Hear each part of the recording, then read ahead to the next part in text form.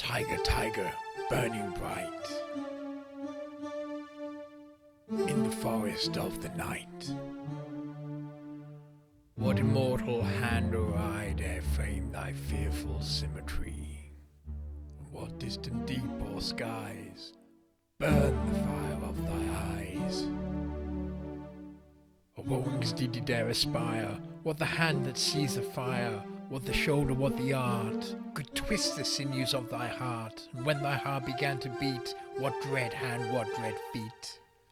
What the hammer, what the chain, what furnace was thy brain? What the anvil, what dread grasp thy deadly terrors clasp? And when the stars threw down their spears and watered heaven with their tears, did he smile his work to see? Did he that make the Lamb truly make thee?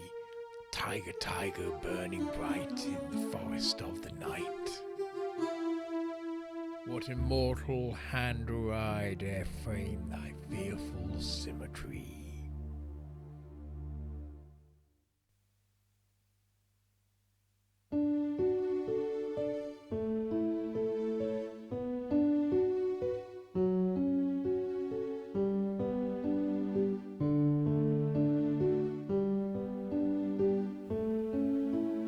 I met a traveller from an antique land who said, two vast trunkless legs of stone stand in the desert, and near them in the sand half sunk lies a shattered visage whose frown and wrinkled lip and sneer of cold command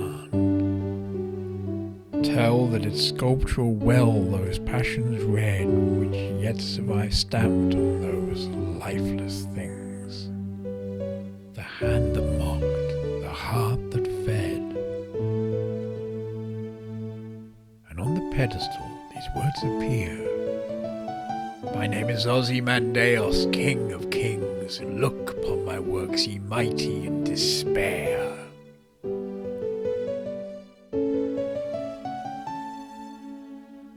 Nothing besides remains around the decay of that colossal wreck, boundless and bare, except the lone level sands that stretch far, far away.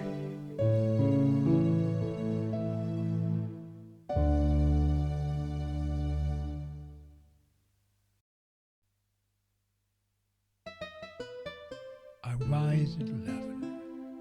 I dine around 2. I'm drunk by 7. And then what I do? I send for my whore, but in fear of the clap. I spill in her hand and spew in her lap. We scold and quarrel till I fall asleep, when the bitch growing bold to my pocket doth creep.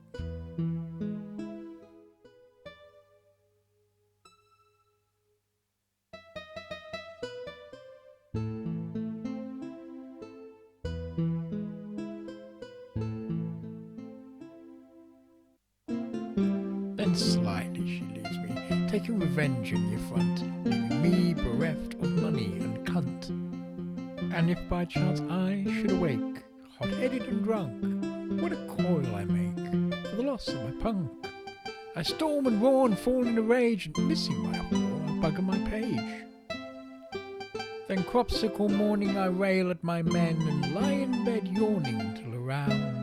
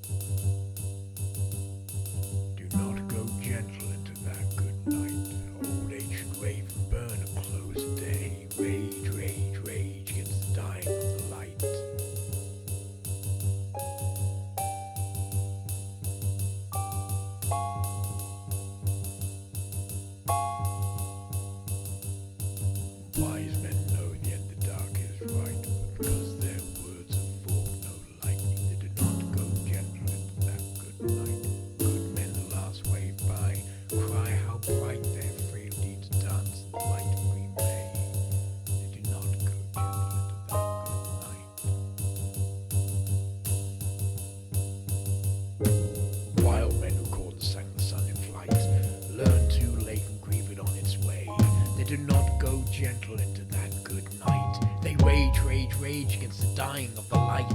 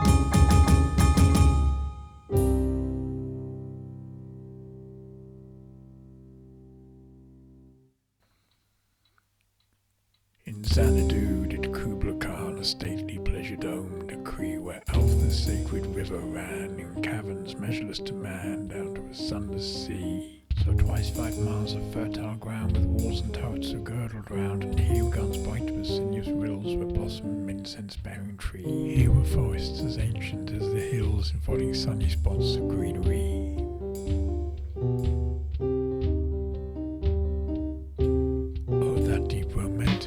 Slanted down athwart a sedum cover, a savage place as holy and enchanted as there beneath the waning moon was haunted by a woman wailing for a demon lover. From this chasm a ceaseless turmoil seething, as if the earth in heavy pants were breathing a mighty fountain momently forced, amid whose half-intermittent burst huge fragments vaulted like rebounding hail, or sheffy grain from beneath a thresher's flail. And amid these dancing rocks, once and ever, up was thrown the sacred river. 5 miles meandering with amazing motion through wood and dale, the sacred river ran, till it reached the caverns measureless to man, and sunk with tumult into a lifeless ocean.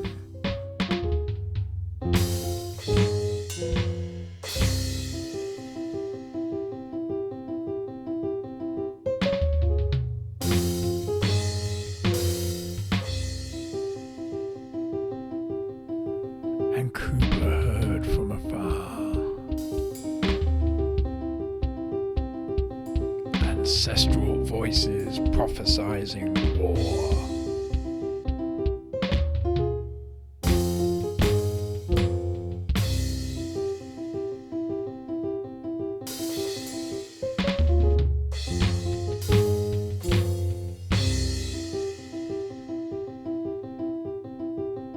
The shadow of the dome of pleasure floated midway upon the waves, where was heard the mingled measure from the fountains and the caves. It was a miracle of rare device, a sunny pleasure dome with caves of ice.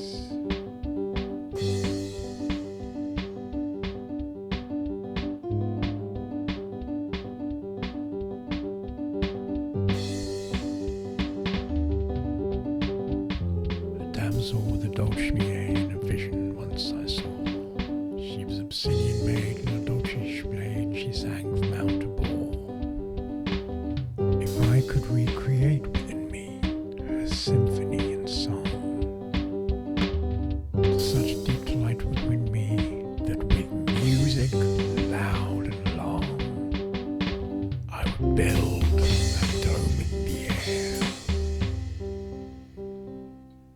That sunny dome, those caves of ice, and all who heard should see them there. And all should cry, beware, beware, his flashing eyes, his floating hair. Weave a circle round him thrice, and say his name with holy dread, for he and honeydew were fed, and drank the milk of paradise.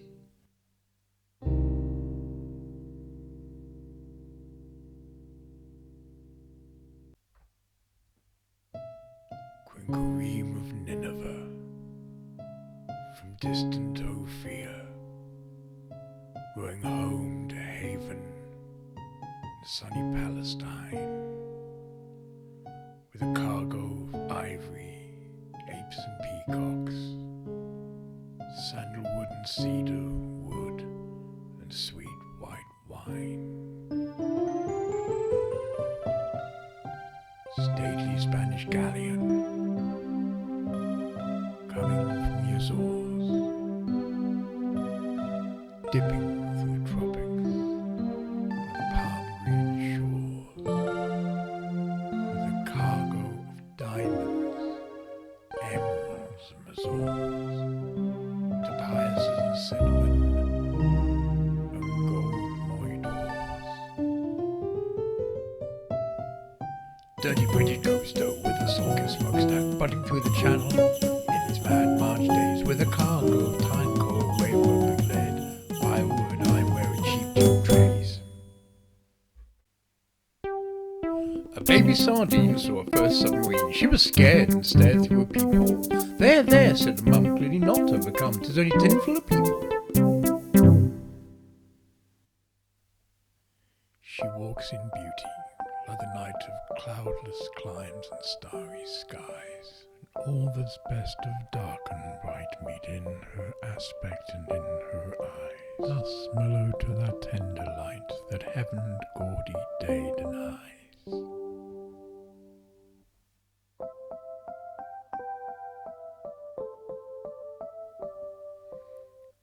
One shade the more, one ray the less, had half impaired the nameless grace, which waves in every raven tress, or softly lightened over her face, where thoughts serenely sweet express how pure, how dear their dwelling place.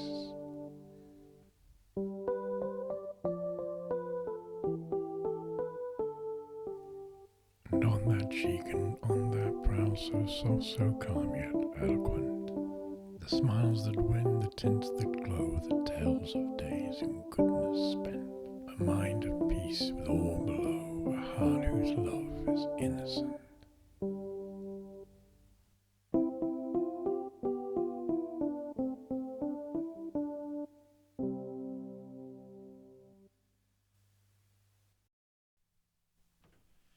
Dear Doctor, I have read your play. It's a very good one in its way. It purges the eyes and moves the bowels and drenches handkerchiefs like towels with tears and flux of grief that afford hysterical relief to shattered nerves and quick compulses to which your catastrophe convulses. I like your moral, I like your machinery, your plot has such scope for scenery, your dialogue is very apt and smart, your play's concoction full of art, your hero raves, your hymn cries, everyone stabbed, everyone dies.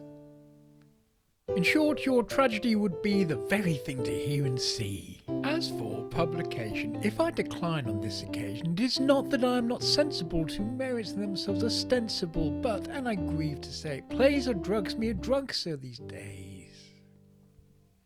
I had a heavy loss by Manuel, too lucky if it not prove annual. And Sotheby with his damned Ortiz, which by the way is the best the old bore is, has now laid so long on my hands, I despair of all demand. I'd advertise, but see my books, or better look at my shop as glum looks, Ivan, Ethan, other such lumber, I black shop glum the shelves encumber. Byron too, he used to better, sent me by folded letter, a sort of well no more drama than Darminy Ivan or Key Harmer. This last year his pen so altered as I think he's lost his wits in Venice, or drained his brains away as a stallion to some dark-eyed war battalion. In short, sir, what with one thing and another, I dare not venture on another. I write in haste, excuse each blunder, the coaches through the streets so thunder. My room is so full with Gifford here, reading MS with Hookham Freer, pronouncing on nouns and particles for forthcoming articles. The Quarterly, sir, now if you had the genius to review the smart critique upon St. Helena, or if you would only but tell in a short flourish what, but to resume, as I was saying, sir, the room is so full of wits and bards, crabs, crambles, croakers, freers, wards. There are others here, no bards nor wits, that my humble tenement admits, but all dressed in the style of a gent, even Mr. Hammond and his dog Dent. A party dines with me today, all clever men who make their way. Crab Malcolm, Hamilton, and Chantrey are all partakers of my pantry. They're at this moment in discussion about poor de Stael's later solution. They say her book is well in advance. Let's pray she tells the truth about France. 'Tis said she was certainly married to Roke and twice miscarried. Not miscarried in my opinion, just brought to bed at 49. Some say that. She died a papiast and some of the opinion that's a hum. I don't know, but that fellow Schlegel is very likely to unveil a dying person in compunction to try the extremity of unction. But peace be with her, for a woman her talents were most uncommon, a publisher and a public too, and the hour of her demise may rue for nevermore within the shop she. Pray she was not interrupted to copy. But time and tongue run away, thus to return to your play. I'm afraid, sir, I cannot deal unless course acted by O'Neill. My hands are full, my head so busy, I'm almost dead as always dizzy, and so with endless truth and hurry, dear doctor, I'm always yours. Publisher John Murray.